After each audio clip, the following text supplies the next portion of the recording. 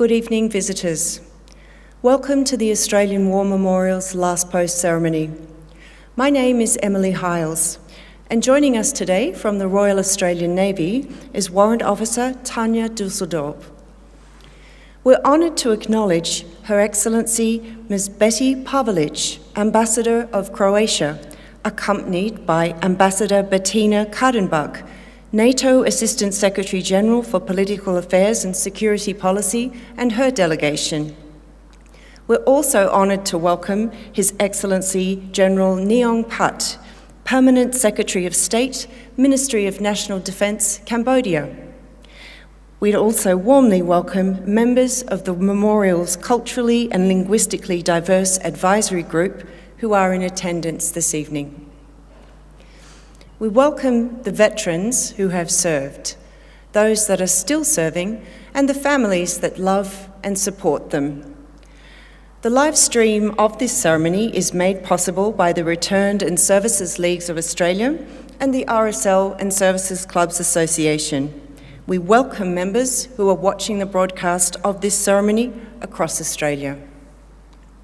During this evening's ceremony, wreaths will be laid at the base of the Pool of Reflection by visitors to the memorial. If you're able, please stand and join in singing the National Anthem.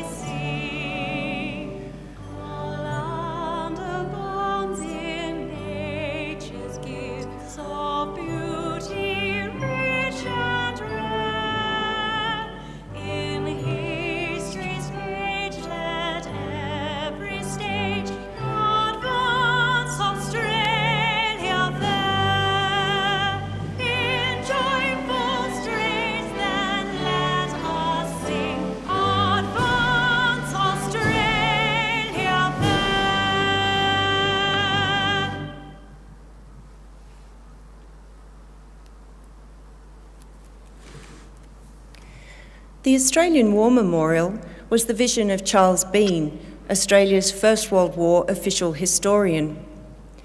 Bean landed with the Australian troops on Gallipoli and stayed with them at the front through to the end of the war. The idea of this national museum and memorial came to him at Pozières, France, in the depths of the bloody fighting of 1916. Bean's idea was that this would be a place where family and friends could mourn loved ones buried in faraway places. It would also be a place that could help all Australians understand what these men and women had endured and what they had done for us. Bean's vision, to which we remain true, is best expressed as inscribed in the entrance to the memorial's galleries. Here is their spirit, in the heart of the land they loved. And here we guard the record which they themselves made. Tonight, we will read the story behind just one of those on the Roll of Honour, which lists the names of more than 103,000 men and women who have given their lives for us in war and on operations for more than a century. But first, we present a lament. Flowers of the forest, wreaths and floral tributes will now be laid at the base of the Pool of Reflection.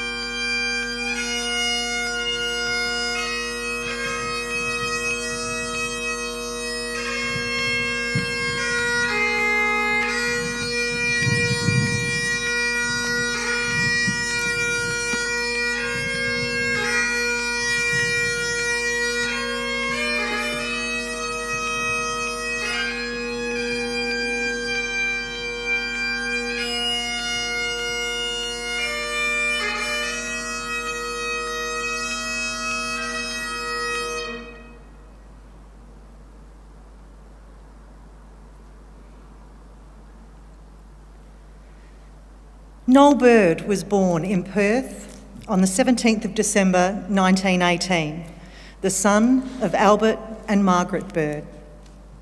By the time of the Second World War, Bird was living in the beachside suburb of Cottesloe with his parents and working as a bank clerk at the Commonwealth Bank of Australia. Noel Bird enlisted in the 2nd Australian Imperial Force on the 15th of May 1940. Allocated to the 2nd 16th Battalion, he was soon promoted, becoming acting sergeant 5 years later and marked as a potential leader. After attending School of Instruction at Guildford and Potential Officers School at Duntroon, on the 16th of December 1940, he was granted a commission and promoted to lieutenant. In January 1941, Lieutenant Bird joined a training battalion. After a period of pre-embarkation leave in March, on the 16th of April 1941, he embarked from Fremantle, bound for overseas service. Arriving in the Middle East the following month, Bird attended officers' training before joining the 2nd 28th Battalion in October 1941. Following the arrival of German forces in North Africa to reinforce their Italian allies, the British were pushed into the defensive. They were forced to withdraw from Benghazi to Tobruk, which subsequently fell under siege. Lieutenant Bird joined the 2nd 28th Battalion as it helped defend this vital port for over 6 months, alternating between the main defence line and the rear areas and conducting patrols, before being withdrawn via sea to Alexandria in late September 1941.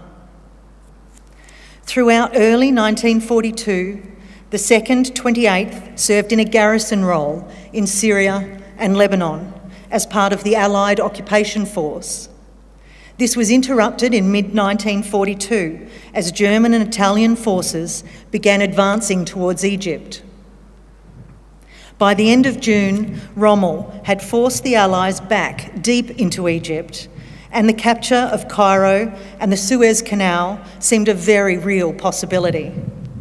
The 9th Division, of which Bird's battalion was part, was hurriedly recalled to help check their progress. The Allies pinned their hopes on their new defensive position near the tiny railway stop of El Alamein. Here, the battlefield narrowed between the coast and the impassable Qattara Depression.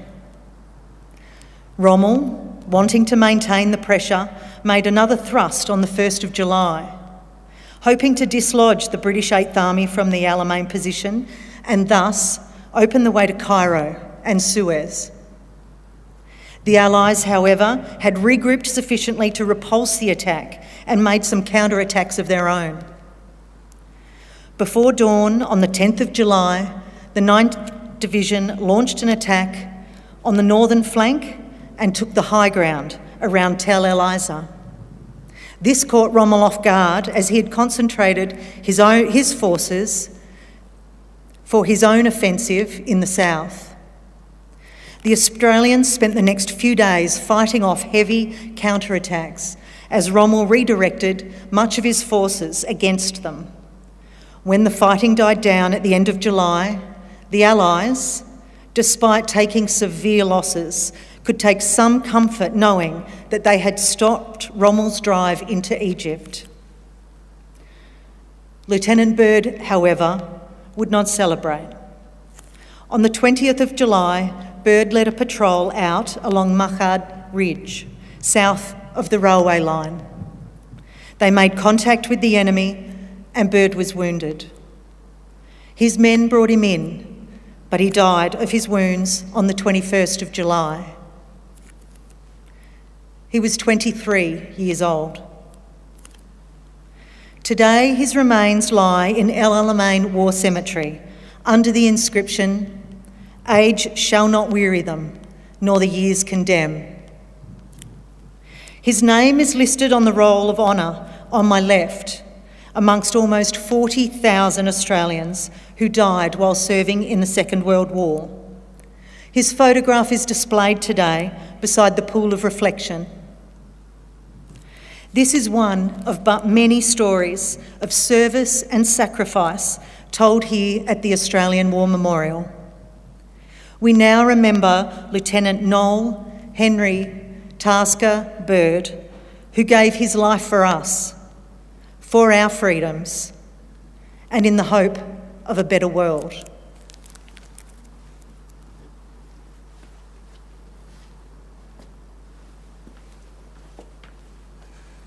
Please stand for the reading of the Ode and the sounding of the last post.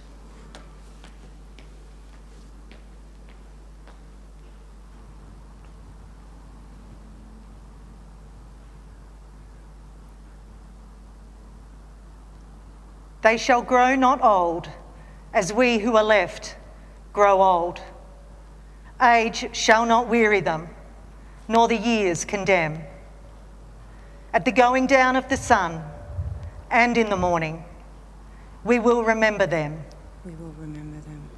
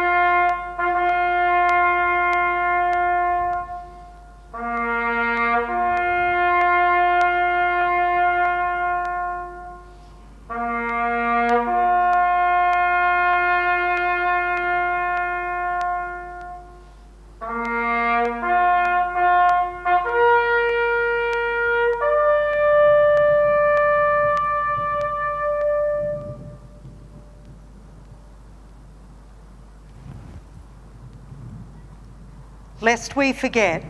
Lest we forget.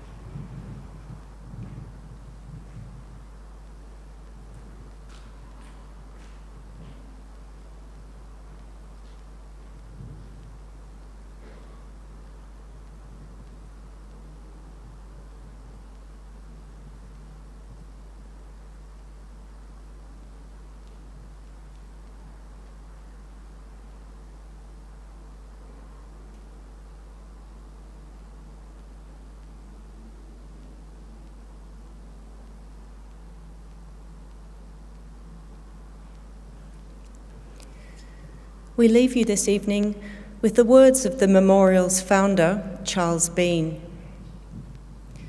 Many a man lying out there at Pozières or in the low scrub at Gallipoli, with his poor, tired senses barely working through the fever of his brain, has thought in his last moments, well, it's over. But in Australia, they will be proud of this. Ladies and gentlemen, that concludes the last post ceremony. On behalf of our director and staff, we thank you for visiting the Australian War Memorial and for your continued support of the Memorial's development project. We wish you all a very pleasant evening.